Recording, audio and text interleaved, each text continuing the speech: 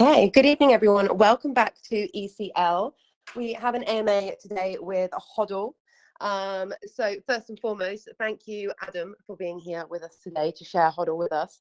So as some of you guys might have heard me just say that I do remember this project from years ago. Adam's just mentioned that they have had their 3-year anniversary. So this is a long one that's been around for a while. But before we get into HODL, before we learn about the journey that you guys have been on, let's get to know you a little bit, get to know any other core team members that aren't here as well, if you wouldn't mind doing a sort of brief introduction on their behalf, Adam. So if we start there, I'll hand the mic over to you. If you wouldn't mind introducing yourself, as I said, anyone that's relevant that we might need to know about, and then we'll jump into HODL after that. So yeah, my name's Adam. I'm based in the UK. I've been with the project for 3 years. It actually launched on the 14th of May 21, and then it was really crazy. It ran up to about 230 million market cap. At the time, it was one of the first reward-based tokens that kind of entered the market, obviously with an interesting name. There's about 15 of us now who look after a variety of things. I'm the CEO of the project. I work on it full time. It's like the only thing I do, and my background was building kind of web-based products and services that we've raised money for and sold to other companies and stuff in the past. We've also got a team of devs. I don't know if Marius is on the call, but he's a game developer. We've got full stack developers, and a really strong team of what's quite unique is our team is basically people who have invested into the project and then fell in love with it. And there's, as I say, there's about 15 of us. So I'll have a little flick through the call, and if any of the guys are on, I can kind of introduce them. Yeah, and I mean, if any of your team is here, please feel free to pop your hand up as well. I'm happy to unmute anyone. But yeah, thank you so much for your introduction. So I guess there's going to be a lot to talk about. 3 years of not only 3 years of you being live, but that's also 3 years of development and then the development beforehand as well. So I guess we're going to need sort of a brief overview of HODL and HODL's lifespan, I guess. So if you want to take us back, I know it's a long time ago, but if you want to take us back 3 years, talk us through how HODL began, talk us through the journey that you guys have been on. Obviously, in terms of development, there's been so much going on over the course of the last 3 years. So yeah, just give us a sort of talk us through the journey. Okay, well, I mean, that like you say, that's quite a lot I could cover, really. I suppose the way it started is it was purely a token. So HODL token launched May 21. The objective of it was to give people access to rewards whilst they held. So in other words, you can hold the token and still generate income without having to sell. The way that works is that basically there's a bot that will sell HODL tokens it collects from taxes on transactions.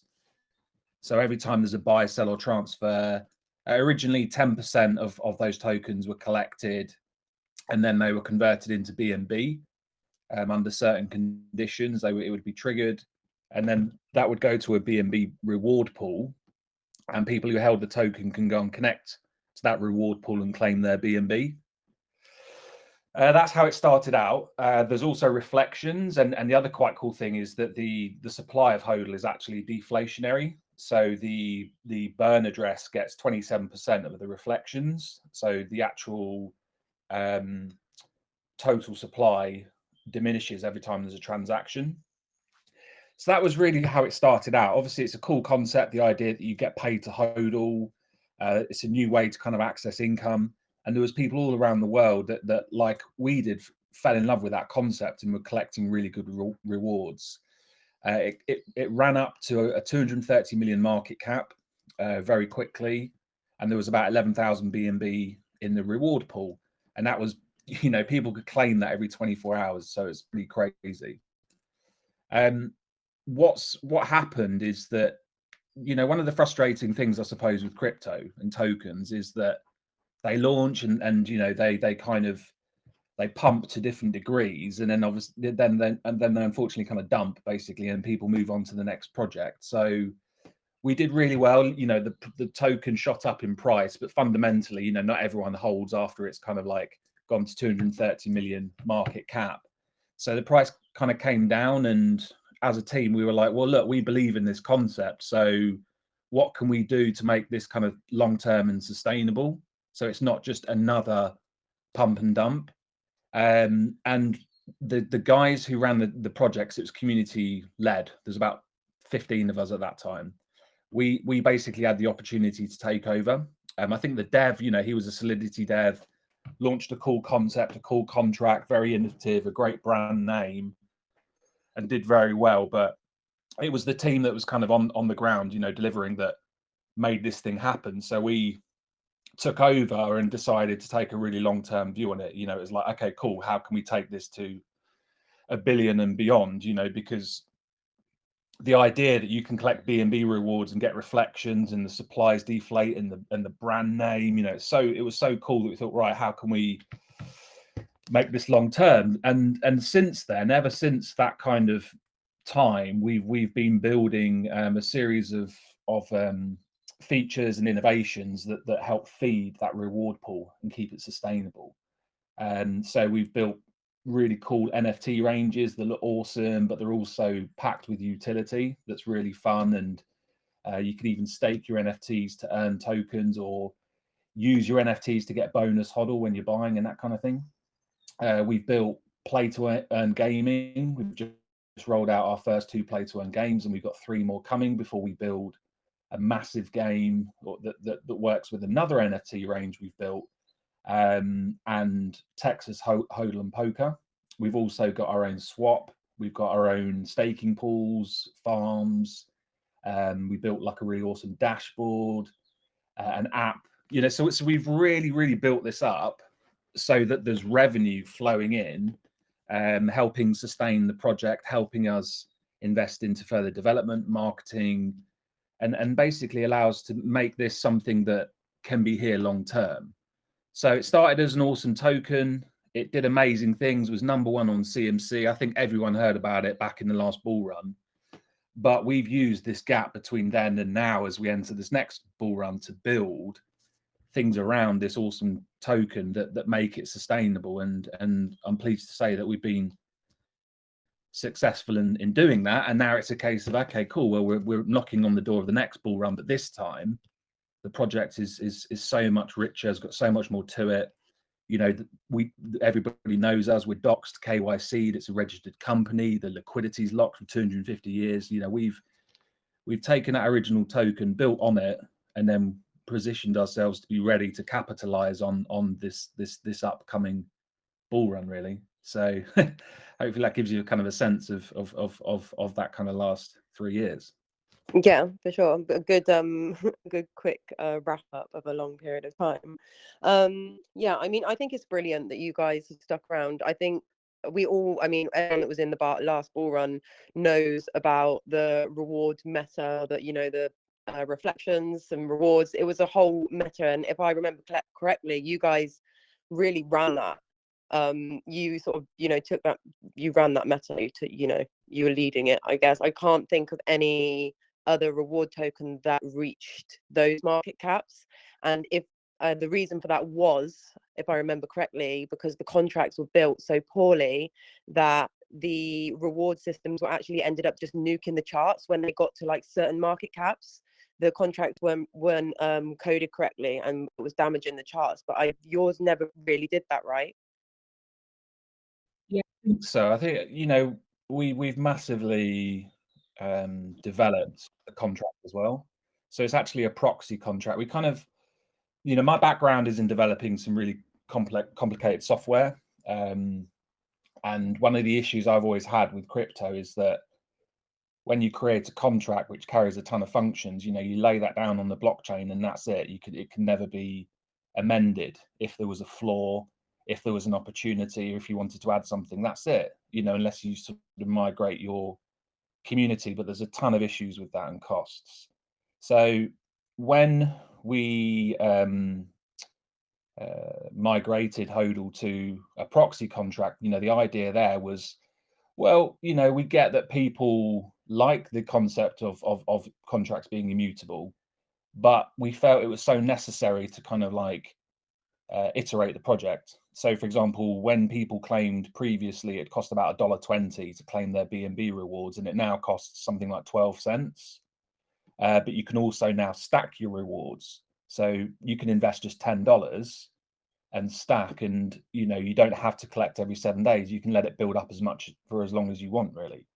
So we've been able to add all these innovations, but then we've offset them through being really transparent. So we tell everybody what our kind of project addresses are and what the functions of those are, and lock the liquidity, register the company, docs, KYC, to kind of give that assurance and that stability that we're here and we're serious and we're committed, but whilst having that kind of freedom to iterate and innovate the contract. And I think the reason why that's so important is because if you can't, then you become out of date you can become obsolete very fast. And I think that's really what happened. Like, we did lead the reward tokens, and there were other reward tokens, but after that initial kind of inflow of volume, the rewards go down, the market cap goes down, and the whole thing kind of fizzles out, and there's no reason for it to kind of rebuild and go on the next run.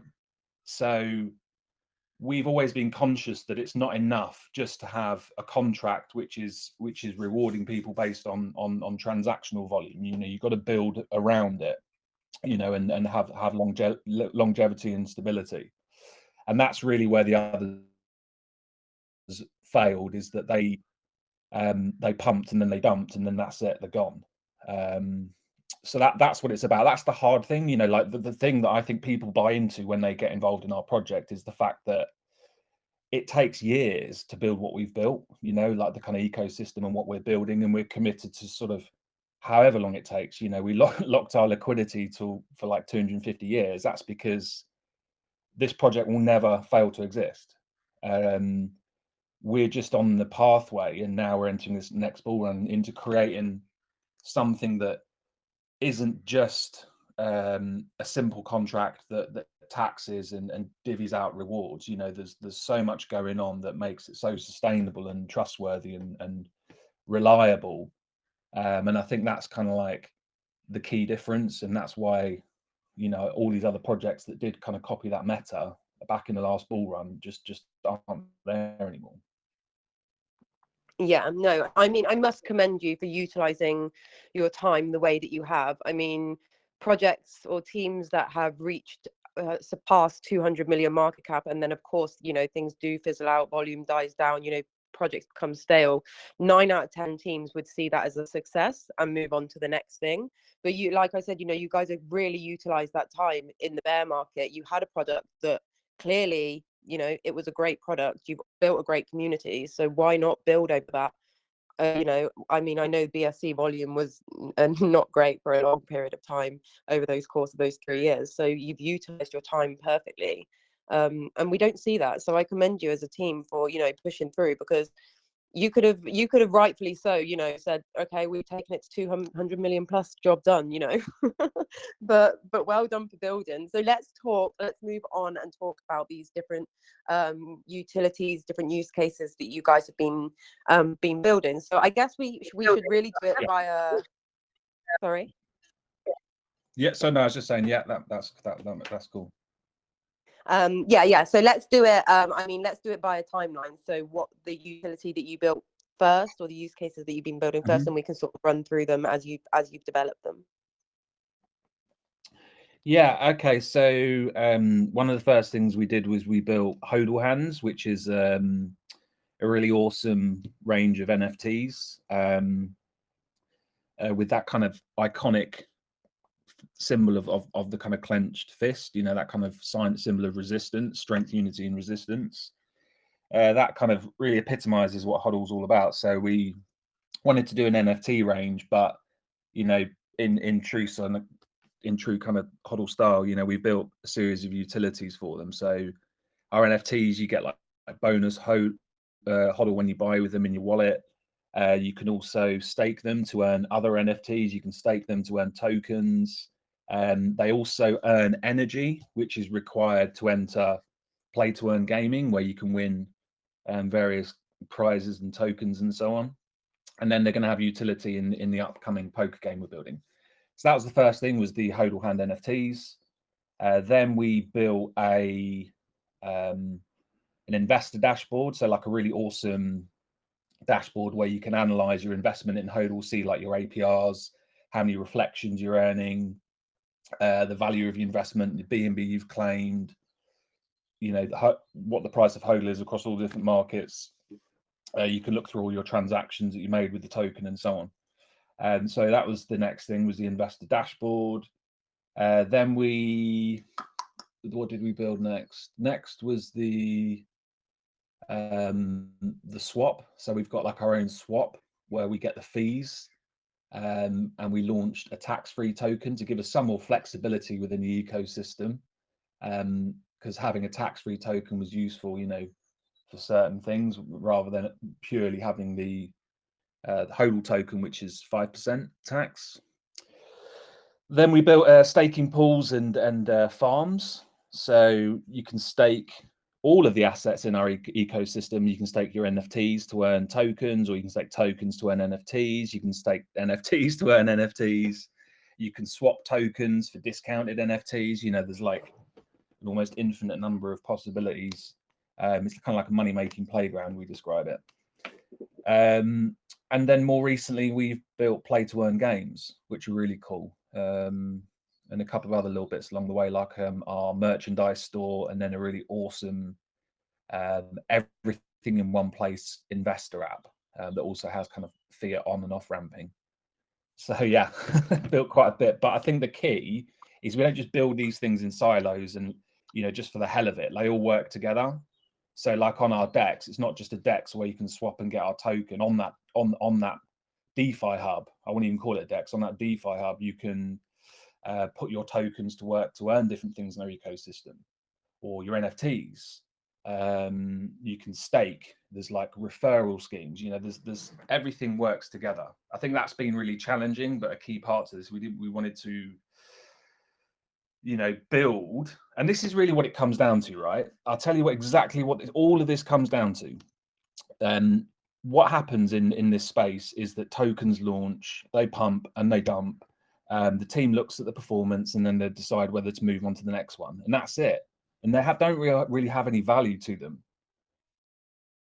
You know, just the community that it manages to build while it's going on that journey. But that's the story for like 99% of projects. Where our value exists is actually really in the products and services and the app layer that we're creating on top of the blockchain. And, you know, in the future, that doesn't have to just be BSC. Like all this stuff we've created could sit on top of any number of chains. We just need to kind of work that out and execute, you know, how we can also be on, say, Solana or Ethereum, maybe, you know, whatever. That's not the complicated, but actually where the work has gone is those layers that sit on top of, you know, the blockchain that sort of facilitates all the transactions. So that's really, you know, what it's all been about, is building these things out. And you can see a breakdown on our website and our roadmap and our white paper, getting them working together, but really, you know, the value being in what we're building on top of the blockchain, rather than, say, you know, just a token on its own that kind of tends to pump and dump. So yeah, that's kind of been the journey.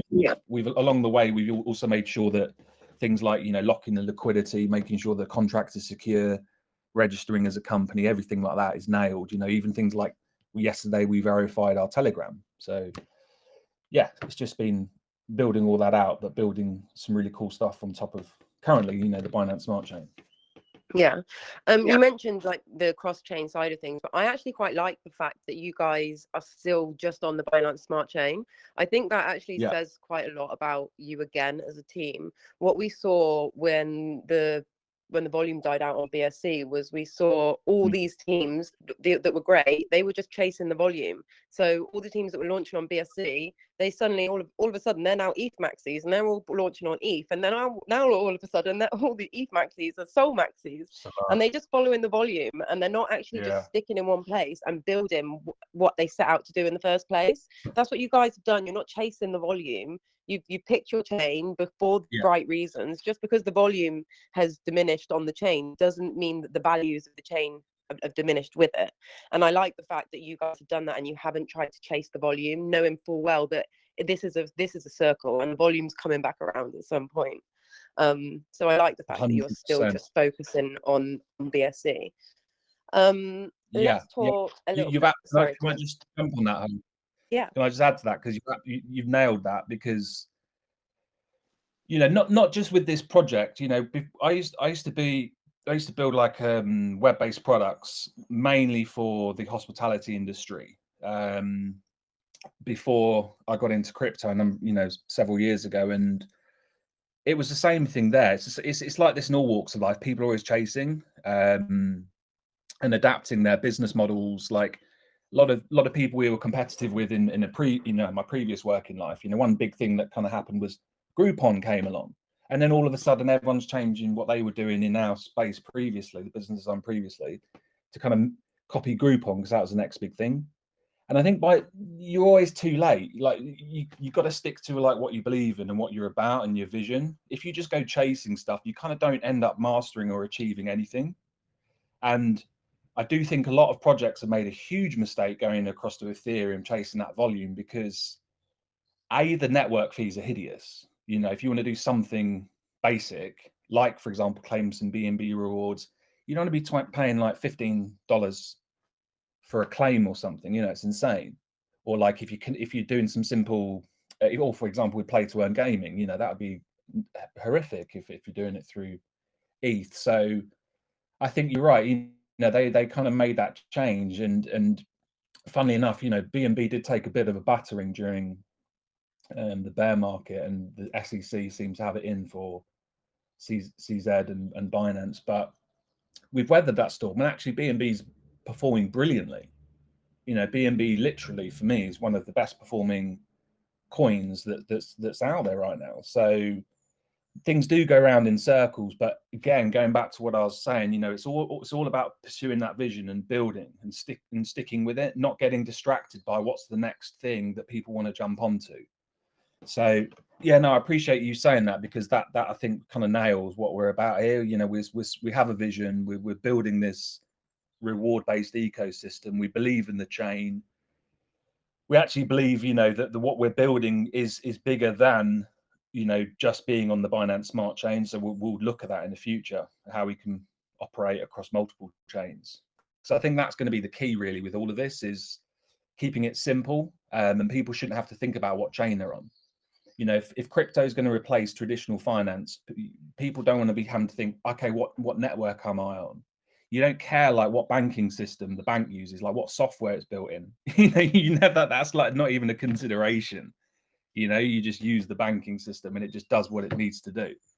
So I think for me, that's what it's about. We're building things like games and the DeFi hub and other things we've got up our sleeve on top of the blockchain, but hopefully multiple chains in the future, and fulfilling that vision. And that takes years. My previous business, it took about 9 years to build the technology before we eventually sold it to Michelin. These things don't happen overnight. So stick with it and don't get distracted. It has been very much our kind of mantra. Okay. Yeah, no, yeah, I completely agree. I've just you caught that you saying you sold your software to Michelin really caught me off guard, and I'm like, I want to know more about that. But let's talk about HODL. Okay, cool. So no, I completely agree with you, and I think it just shows that your values and your morals are in the right place. You're sticking to what it is that you started out. And that's what everyone should have been doing. Like you said, people have made huge mistakes migrating over to different chains. If they stuck around and worked as hard as you guys have been, maybe they would have had another chance this time round. But people seem to fall victim to things like that all the time. Let's move on and talk more about the NFTs first and foremost. Obviously, you mentioned that the HODL hands was the sort of development. So talk to us more about that. Talk to us about, so it's an NFT collection. How many are in the collection? How many were minted? Talk us through the sort of the ecosystem around that, how holders are benefiting from those NFTs, so on and so forth. Yeah, sure. So the HODL Hands NFTs are based on the Binance Smart Chain. They're 0.2 BNB each. We're also doing, you can win up to $20,000 if you find the superhero hand. So it's a range of 10,000 NFTs. We've minted 5,200, I think now, and we've still got 2 superhero hands to come out where you can win up to 20k. So you're minting them blind. It's like a loot bag. You can choose how many you want. You mint them blind, and they have kind of the different attributes, the different things like watches and rings on the hands. But on top of them being some really nice, cool art, you can take your NFTs over to, and I think this is kind of what the NFT space needs, is that kind of utility. So you can take them onto our DeFi hub, which is hodlx.exchange, and you can stake them. We've done loads of different pools that we run for like a month or two, and then we'll come up with something different. So you can stake your NFTs to earn HODL token or HODLX token, or you can earn our second NFT range. So you can actually stake the value, the minting value, the 0.2 BNB of your HODL hand, and you'll get like an annual APR, which can earn other NFT ranges and other tokens. So they're stakeable. If you're looking to build your bag of HODL, if you've got your NFTs in your wallet, our contract will actually give you some bonus HODL depending on how many you hold. I think it's up to 5% bonus, which is pretty cool. That kind of covers your tax. And then recently we've launched the play to earn gaming. So we've got 2 mini games that are really cool, Moonshot and Crypto Slash, and you can earn 100 billion HODL each month, which is about $350 at current market price of HODL on each game per month. And there's like a leaderboard, and the HODL hands, you actually, if you have, let's say, 1 HODL hand in your wallet, you'll get 2 energy cells a day, and then it costs like 5 energy cells to enter one of the games to play and compete. And if you get enough of a score, you'll be in the rankings to win some of that HODL. So that's what they're doing at the moment. It's about 4 or 5 different utilities, but they're all, you know, that it ties into our DeFi hub, it ties into transactions, it ties into play to earn gaming, and then in the future it's going to tie into poker as well. Oh, cool. So you're going to bring a casino aspect to it as well. So the play to earn at the moment is play to earn. It's not play versus player, right? We're playing a Yeah, computer, or we're playing together? Yeah, no. So you playing. It's just they're skill based. So for example, our Moonshot game, you've got like a little rocket that you jump from between planet to planet. So it's a skills-based game, and if you miss, you kind of drifted, and it's game over. And then circling the planets, you've got like little coins and power-ups that you can collect that give you sort of in-game advantages or extra points. And the idea is that you play that little mini game. It's really awesome, really good, really sort of addictive fun. And then you get a score for like how well you've done. And then there's a leaderboard, so everybody in the community can kind of compete. And then you'll see in Telegram and, you know, our website and stuff, what the scores are, what the rankings are.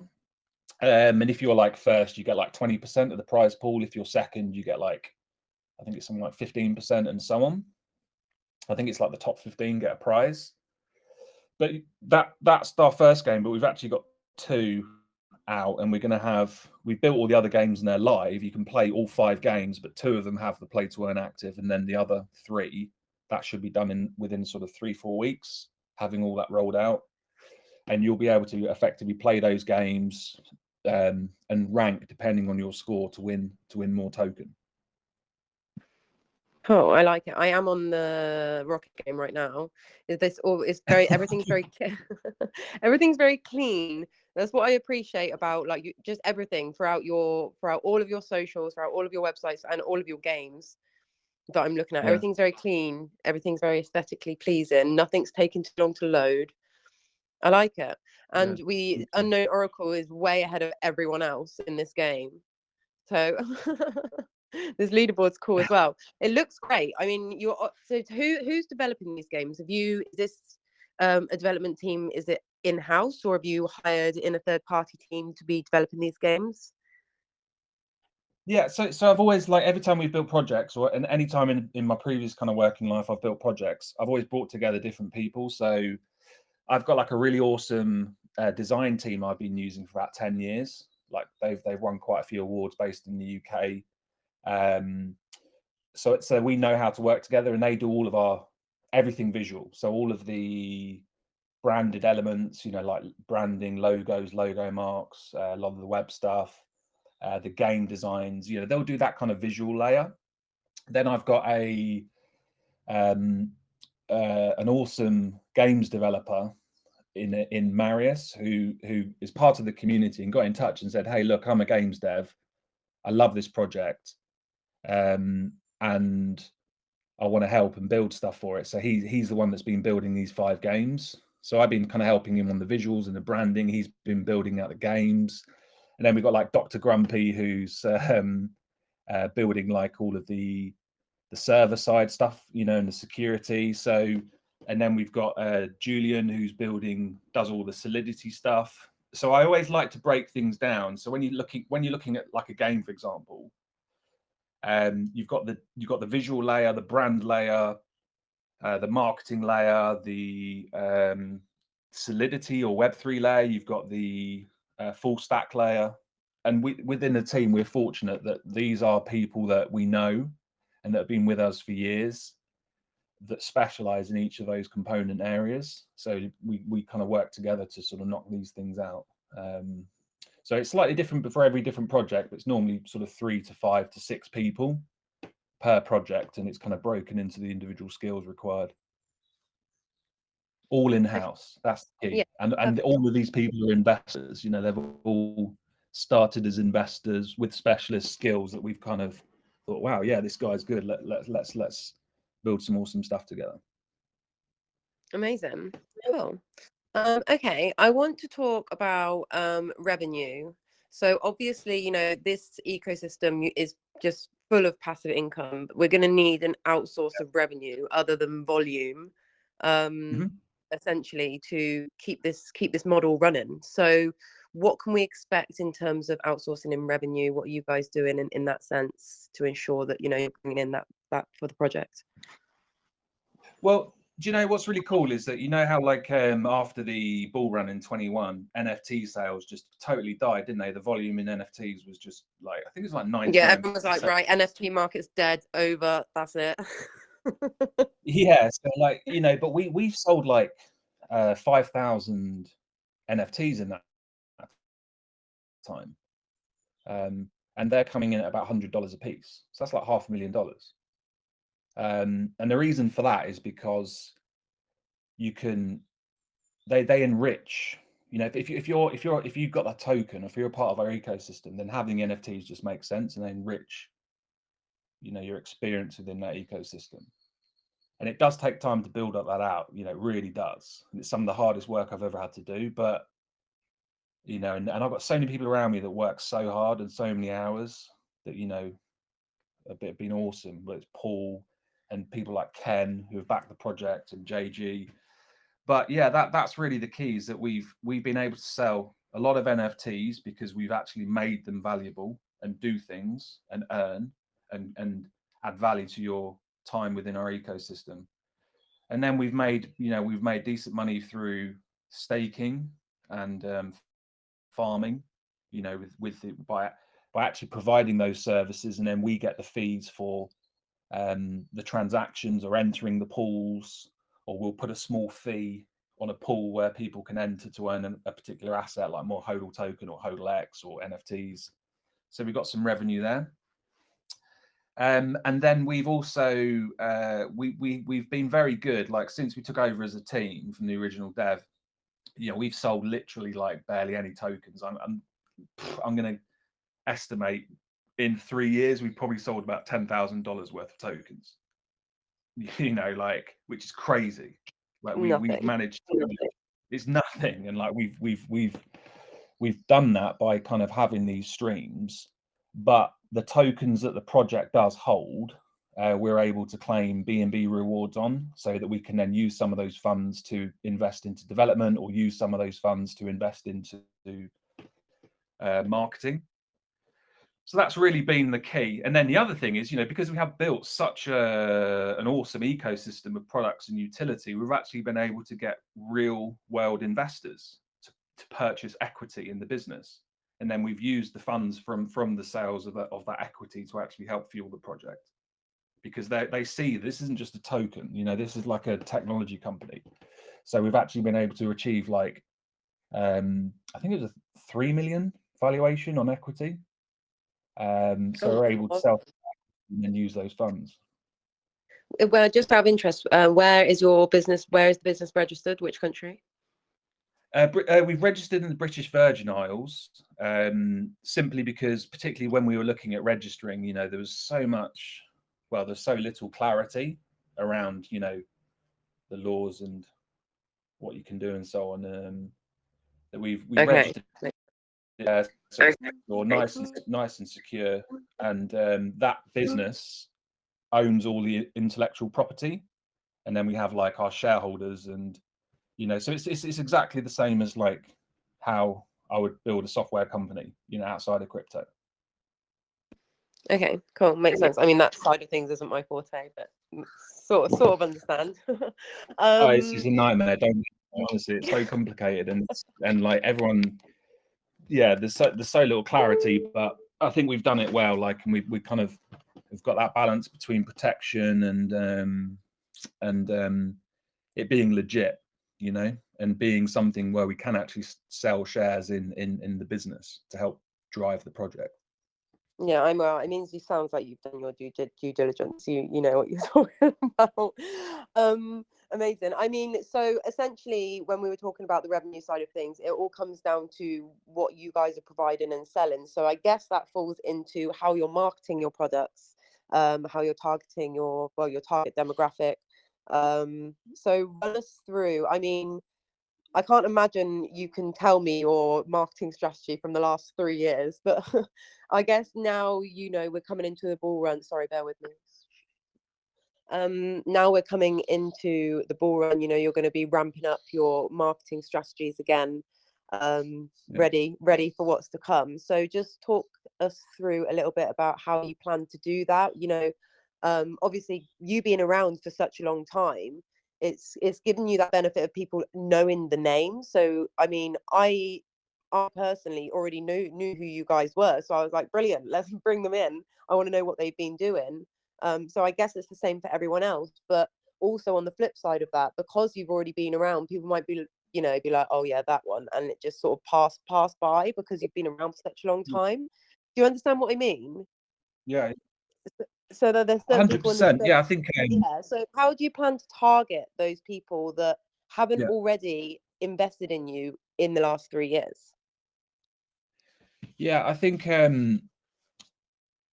there's two things really. There's how you go about acquiring customers, and how you kind of ensure that the cost of acquiring those customers is justifiable, and that there's a return there. And we've looked at, I mean, we've tried in-house as well, which I think is important, because I previously built and ran a 15-man digital marketing agency alongside one of our software companies. So I kind of have had that in the trenches experience of digital marketing, and that's really where we're focused. With this brand name, we've worked to make sure that we kind of own that brand name. So we've registered things like all of the domains, like a /HODL on CMC, and verified on Twitter. We've got HODL official verified on Telegram. So I think there's kind of driving a level of ownership of what is the most. Let's not forget this. We've not even touched on this, right?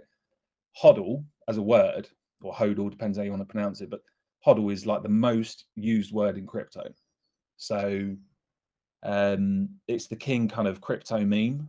So we've worked hard to kind of own it in terms of search on social media, search on search engines, the domains we registered, making sure we're listed on every single listing website, and capture the kind of HODL domain. So that's the first thing, is really kind of taking ownership of that word and association with that word. We've then looked at all the different digital marketing channels out there and kind of really sought to understand which actually work and which don't, and which deliver a measurable return on investment, you know, for every customer you're kind of capturing. And we kind of have identified which channels really do deliver, and we're kind of like ramping those up. So for example, CoinMarketCap and running adverts on CoinMarketCap, and you know, there's certain things you can do on certain platforms I don't think people fully realize yet. So we're kind of like focused on those, and they're good for like huge numbers of visibility. So we've caught ownership of the brand. We've identified what digitally actually does work, and we're kind of in a position to exploit that. And then I think we've got a good understanding of our customer. So for example, one of the reasons we got into play to earn gaming was because it's a very targetable audience. It's very niche and quite contained, you know, that in that audience. So we're able to do certain types of promotion and digital targeted advertising and certain keywords and hashtags and so on that really do capture that audience. I think then, you know, really looking after your community, you know, sharing regular updates, feeding out across all of your social channels and being active when people are doing due diligence, and sharing good content and video content and audible content is important as well. So yeah, it's really a combination of laying that foundation, working out what works, scaling up your targeted ads, and then in our case, you know, identifying some key niche audiences that we think are obtainable. So like as we enter the next bull run, we will start turning on adverts for, say, play to earn, because they will generate revenue for the ecosystem. And then we've also got all the people that have been with us in the past. Like we've noticed every time the market picks up, a lot of people that held HODL in the past, you know, the power of it and the potential, kind of come back in and have a look and are sort of there for it. So I think when the market lifts up, and as the money and the retail element comes into crypto, because that's the key, you know, we're not really in a bull run until all the normies start coming into the space. But when they do, we'll have all the ingredients laid out and the way of capturing new people. But I think a lot of people will come back to us as well. And then the other side of it, really, if we're frank about it, is the chart. You know, we've not pumped the chart because we've been in building mode, but I think when the market's ready, we're going to start employing budget towards things like market making, or like, well, more market making. So we'll be able to actually ramp up our volume at the right time, and you know, really create the environment of our chart to be kind of like a very attractive trading environment. And then I feel that what will happen with HODL is that you combine all of that, and we go on a run, that we're so well positioned across pretty much every single website you could be on, you know, that when we start to trend and when we start to get traction, and with our name and with our background and the legacy and the kind of elements in place, I think this thing's going to really take off. And last bull run, what we saw is as the reward pool grows, it pulls more people in, and as it pulls more people in, the reward pool grows, and it becomes very circular. So I think, yeah, it's a combination of all those things in the right market conditions. I think we can go on, you know, one of the craziest runs that will be seen in DeFi, quite frankly. No doubt, no doubt. Amazing. Well, thank you so much. I do have a couple more questions, but I'm going to move to community questions because sorry, I think I might have cut out and I had a phone call come through. Can you hear me? Yeah, hi. We good? Yeah. Cool. Yeah, I'm going to start go to community. Keep getting a phone call coming through, and it is. No worries, I get that. It's so annoying, isn't it? Yeah. If I hang up once, I don't know why they keep calling me back. I'm hanging up. Yeah. I read back to you. I do that to my missus. If I hang up about 10 times. You've caught. Right, I'm going to move to some community questions because I'm taking up too much of your time. Let's let these guys have some of your time too. Congressman, I'm going to unmute you. In the meantime, I'm going to scan through the 58 times I've been tagged. That means there's 58 questions in the lounge. So I've been tagged 58 times. Good luck to me. We might run over. Congressman, do you want to unmute yourself on your end and ask a question? Am I audible enough? Yes, you are. Hello. Okay. It's been a wonderful presentation so far. So my question is, what factor will determine the amount of BNB rewards available for claim, and what is different between the light and the pro mode in the HODL app? I don't know if you get. Yeah, cool. Good question. So with the HODL token, every time there's a transaction, whether that's a buy, sell, or transfer, there's a 5% tax. So you need to use 6% slippage when buying or selling.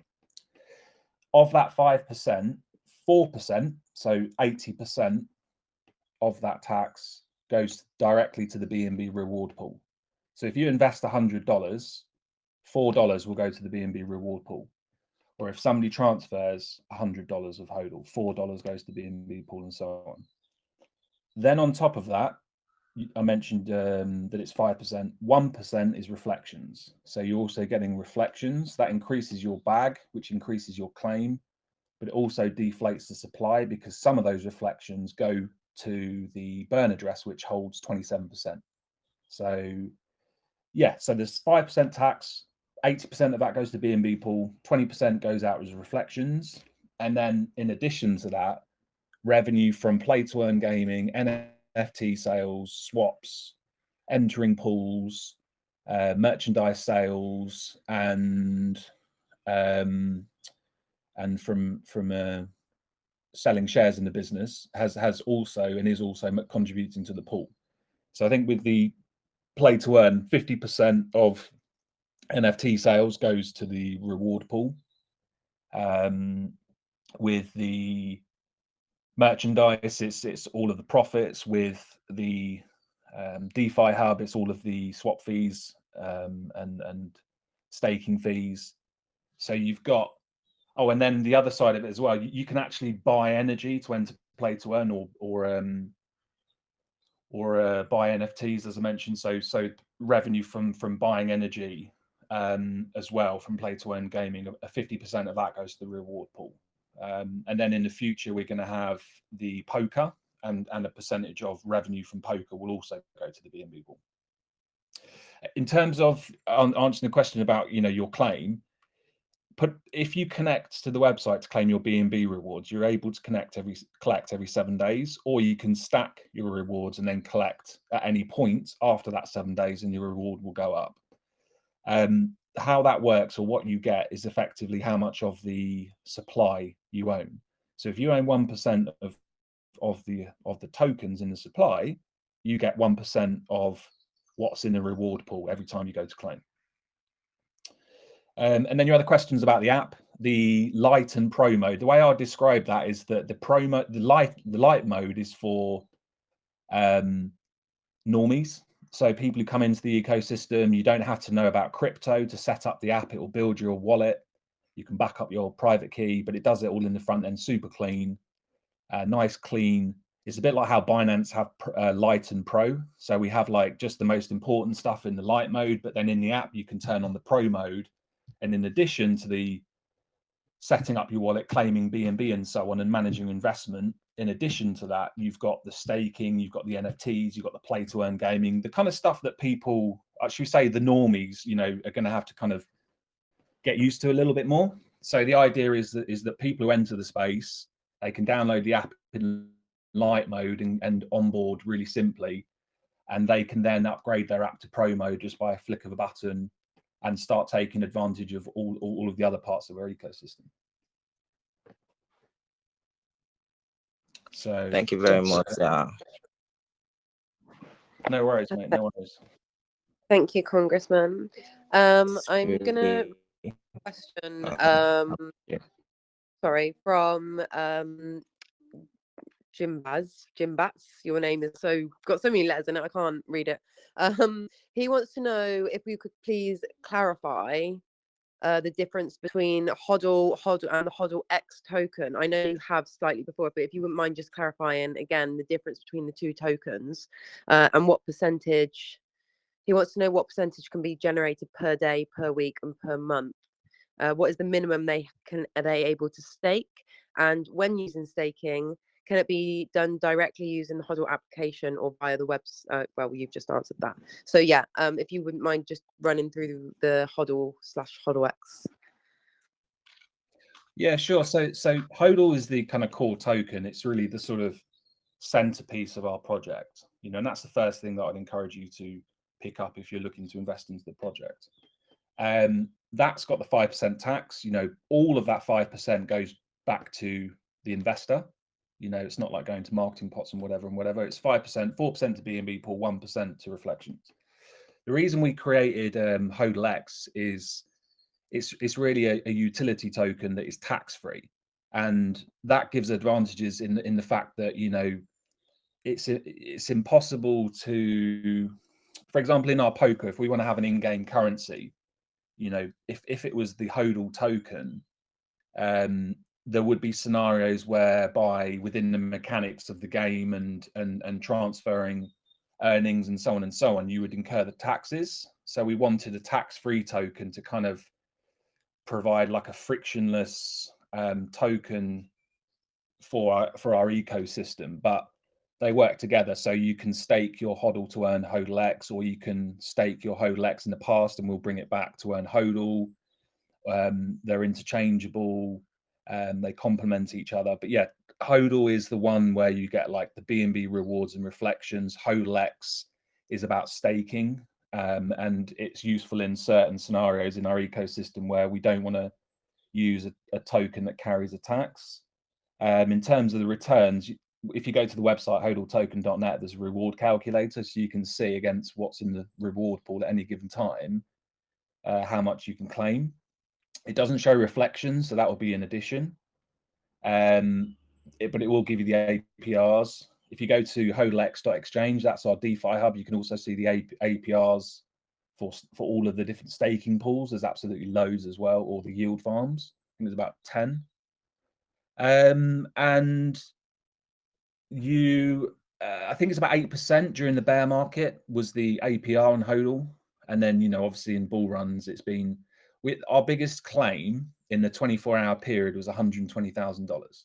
So what our biggest whale in the last bull run claimed 120 grand in BNB in one day, just by holding because of the volume. So yeah, even during the bear market though, people have still been getting 8 to 10% average plus Reflections, which is healthy, and the price is 30% up over the last 12 months. So that's pretty good going for the market we're in. Did that cover? Was there any other bits to that? You said it was the no. I think you covered. HODL, Yeah, I think yeah. Okay. Cool. So hopefully that gives you the insight. Thank you. Sylvia wants to know about the play to earn gaming. Will it get HODL or just HODLX tokens, or will you get BNB from playing to earn? Can you choose between those? Also, do you plan to integrate your NFTs into your play to earn gaming system at any point? Yeah, so the NFTs, the HODL hands, if you've got them in your wallet will be accruing energy, and you need energy to enter the games the way you earn money, where you earn tokens. You can buy that energy, or you can basically harvest it by holding the NFTs. You can buy the energy by swapping it for HODL, HODLX, or BNB, or you can hold HODL hands, and your wallet will naturally just receive energy, and then you can use that energy to go into the games where you're able to win rewards. The reward currently is HODL token, but it can be anything. We're going to do HODLX token. We might do some NFTs in the future, or a combination of both. It could be BNB as well, because it's all to do with basically half of the NFT revenue goes to play to earn, and people are buying those NFTs because that's what gets you into playing the games. We've also made it so that you can play the games on a free play mode, so you don't have to pay anything. You can enter them for free, and you can actually earn small amounts of energy. And then if you build up enough energy, you can have a shot at winning some HODL tokens and whatever the prizes are. But if you want to kind of consistently play and compete and earn through play to earn, you really need to be either buying energy or holding HODL hands to accrue energy. So that's how they kind of work together. And yeah, we basically add, the way we've decided to do it is that there's a leaderboard for each game, and that lasts for 30 days, and then it launches a new season, and everybody will be airdropped their prize.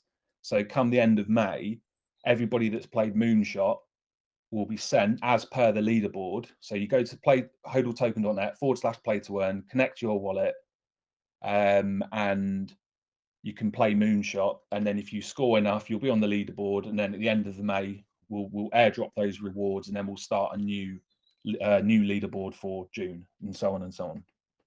Amazing. There's so many incentives throughout everything, throughout all of the use cases or the utilities. There's so many incentives for the users to just keep on going. Yeah, it's like I use the phrase, like I coined the phrase about 18 months ago, like a money-making playground. You know, you can, whether we like it or not, the reality is we're all kind of sat there on our phones, you know, in front of the telly, like, you know, flicking around our phones, wanting some stuff to do that's fun and wanting opportunities to make money.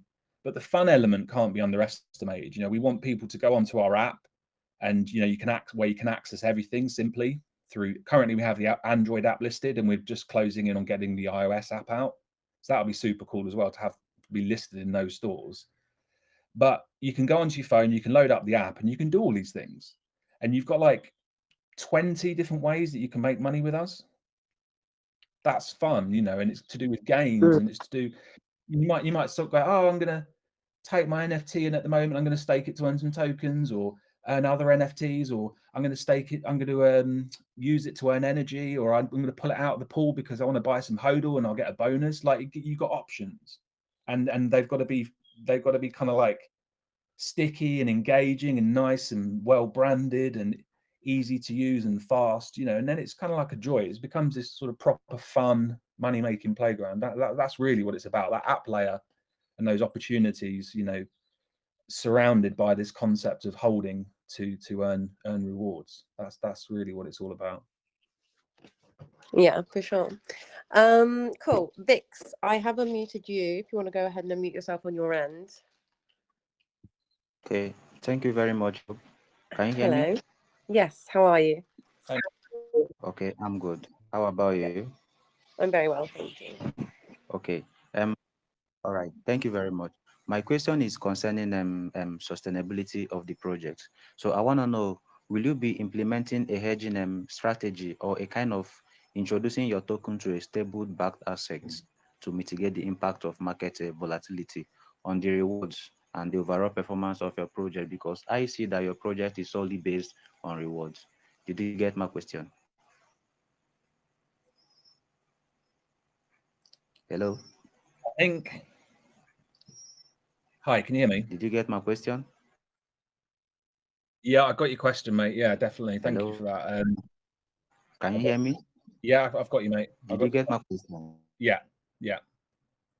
So I think the answer is yes.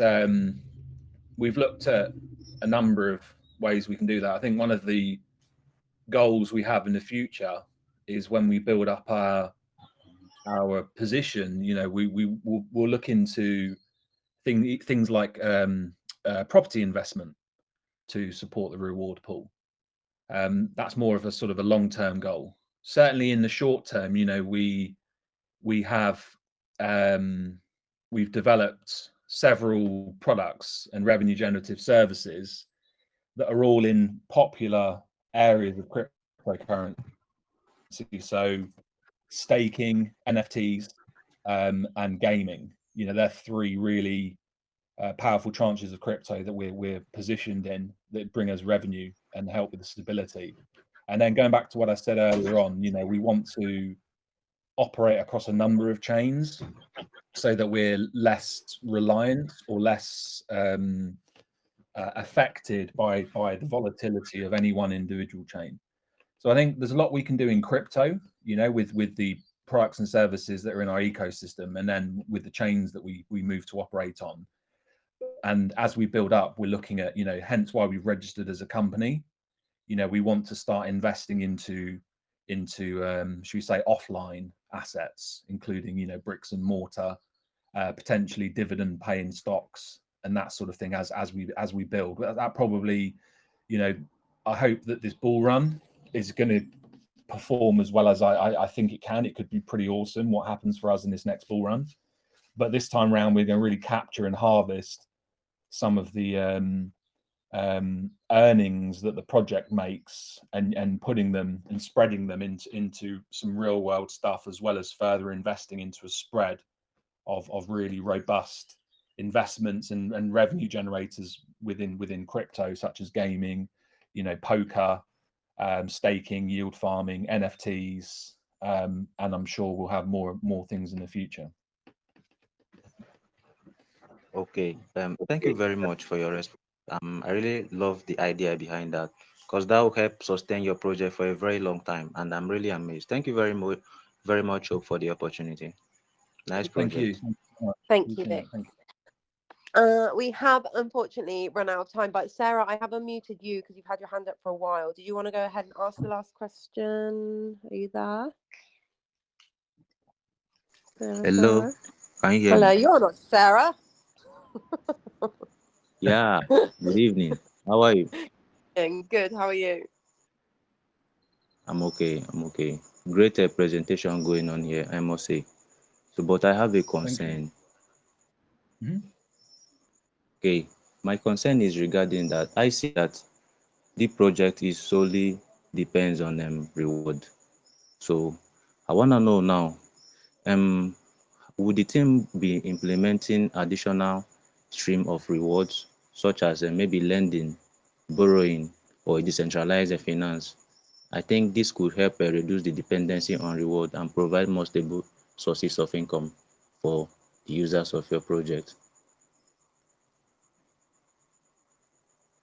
Yeah, we've looked at that, actually, going back nearly 2 years. We looked at lending, and it's something we'll look at again. I think, just to be honest, we've for the last 2 years, we've gone through a very challenging bear market, and the focus has been in building. But when we go through this next bull run, I think the revenue we generate from just how different the market is, how much more money there is flowing around, that will open up opportunities and innovations, such as potentially looking at lending. I do think there's more we could do with betting as well, which would be quite cool. Like poker is a massive thing for us. We really want to get into Texas HODL poker. So yeah, I think as we go through the bull run and after the bull run, we'll be able to enhance our number of opportunities for people to earn from the ecosystem into things like lending and investing, into stocks and property. But we kind of need the momentum that we'll get from the bull run. And to capitalize on what we've already created and to really work those things that we've created with play to earn gaming that's really, really good quality, build out our poker, get people using our staking platforms, generate revenue from that, smash the marketing, have a good bull run. And then I think we'll open up a new wave, in 2025 of being able to look at other ways that we can generate revenue for our investors from what we achieve in 2024. And yeah, lending could be one of those. Okay. I'm so much excited to hear that from you, because that will help provide a more stable income for income sources, and also keep your project for a very long time. Thank you, Hope. Yeah, definitely. It's a great question, because look, we've locked our liquidity for 250 years. So our goal, and we talk about this a lot, we want HODL to live longer than we do. When I'm not here, hopefully in 50 years or whatever it is time, hopefully, I still want HODL to be here. So yeah, looking for sustainable ways is the key, you know, and that's why we stuck to this. This is why we carried on. This is why we didn't just jump onto the next token launch. You know, we've built on this thing because we want it to be one project that goes forever, and it really gives lots and lots of different ways that people can earn that's sustainable. Okay, you know the bull run is here to stay, so keeping your investors for very long, that will be a very great way to keep your project going. Thank you, Hope. Also, I really appreciate. Thanks, buddy. Thank you. Okay, unfortunately we run out of time. There's so many more questions for us to get round to in the lounge, but guys, if we haven't managed to answer your questions, please head over to the HODL community, because the team there will cover anything that we haven't managed to cover during our session today. Adam, thank you so much for joining us today, sharing HODL with us. It's been an absolute pleasure having you here. Before I let you go, is there any sort of closing statements, last words you want to leave lingering?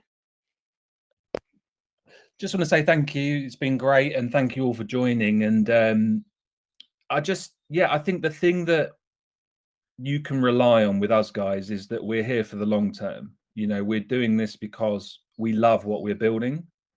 We love our brand. We love the community. We love what we've built. And that's really what motivates us. We're not just faceless, you know, hidden individuals that are looking to just make some money and then run on to the next thing. You know, we want to build something that we can be proud of, something that's here forever, something that can make a difference to people all around the world. And we think in this day and age when fiat currency is under threat, and with quantitative easing and money printing diluting economies all around the world, you know, we want to create a always on, globally accessible way for people to earn passive income any time of the day with a ton of options, and to make that fun, engaging, and trustworthy in, quite frankly, what is a space that often doesn't have much of that. So, you know, hopefully the 3 years that we've already done are a good indicator as to how serious we are and how committed we are. But this is just the start, you know, and I can't wait for what's ahead of us with this bull run. And yeah, if any of you guys would like to join us, you know, we'd love to have you join the community. And I'll also go through the questions in the lounge and this evening and see how many of those I can answer. But yeah, thank you very much for having me. Amazing. Thank you so much, Adam. Once again, it's been an absolute pleasure. Thank you to everyone that has joined. Thank you to the community that has engaged, asked your questions. And yeah, that's all from us for this evening. Good night from me. Take care, and I'll speak with you all soon. Goodbye. Bye. Bye.